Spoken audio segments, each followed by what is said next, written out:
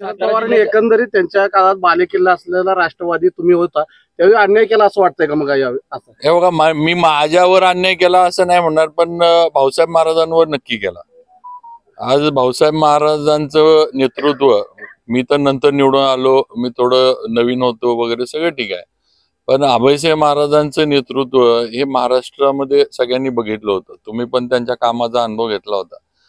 महाराज जर त्यावेळेला काँग्रेसमधनं राष्ट्रवादीत आले नसते तर एखाद्याच महाराजांचं नाव मुख्यमंत्री पदाला पण काँग्रेसनं पुढे केलं असतं. कारण त्यावेळेला महाराज आणि विलासराव देशमुख हे दोघंच सिनियर, आणि त्यातल्या त्यात महाराज एक टर्म विलासरावांना सिनियर पण होते, आणि महाराजांचं म्हणजे कुठेही त्यांच्यावर आरोप नाहीत, काही नाही, संयमी नेतृत्व होतं. आता ठीक आहे, त्यांना बाजूला ठेवलं, का ठेवलं, काय राजकारण झालं हा विषय वेगळा आहे, तो सोडून देऊ आपण आता, कारण मग आता महाराज पण नाही, आता ते गेले. पण एकच सांगतो की जसं महाराजांच्या नेतृत्वाचं नुकसान झालं तसं महाराजांना पद दिलं नाही म्हणून जिल्ह्याचं पण मोठं नुकसान झालं. आज जे विषय भाऊंनी मांडला की अनेक प्रश्न वर्षानुवर्ष प्रलंबित आहेत.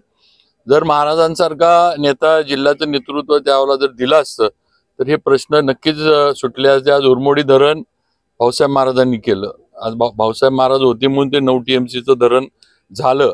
आज त्या धरणातनं सातारा, मान, खटाव सगळ्यांना पाणी मिळते, आणि म्हणून आज हे नुकसान जे आहे ते त्यावेळेला जिल्ह्याचं नुकसान झालेलं आहे. आमचं भारतीय जनता पार्टी म्हणून आम्ही सगळेजण काम करतोय, महायुतीत आम्ही आहोत, हे सगळं बरोबर आहे. पण शेवटी ज्यावेळेला या निवडणुका जाहीर होतील त्यावेळेला आमचे नेते देवेंद्रजी ज्या सूचना आम्हाला देतील त्याप्रमाणे आम्ही जे काय असेल ते पुढचे निवडणुकांची तयारी वाटचाल करू.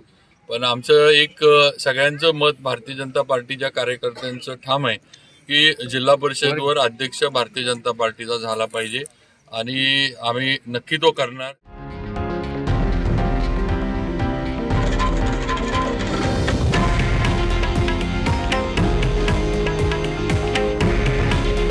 हे आहे देशातील नंबर 1 न्यूज नेटवर्क, आणि आपण पाहत आहात TV9 मराठी. काळजी तुमची, हित महाराष्ट्राचं.